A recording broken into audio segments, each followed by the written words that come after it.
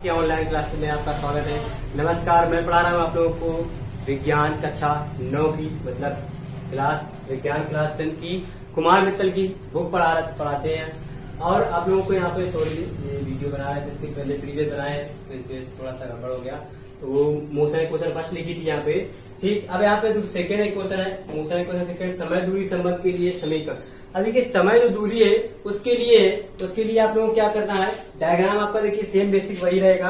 अब इसके अकॉर्डिंग ही आपको सारी चीजें पढ़ना है, ठीक है।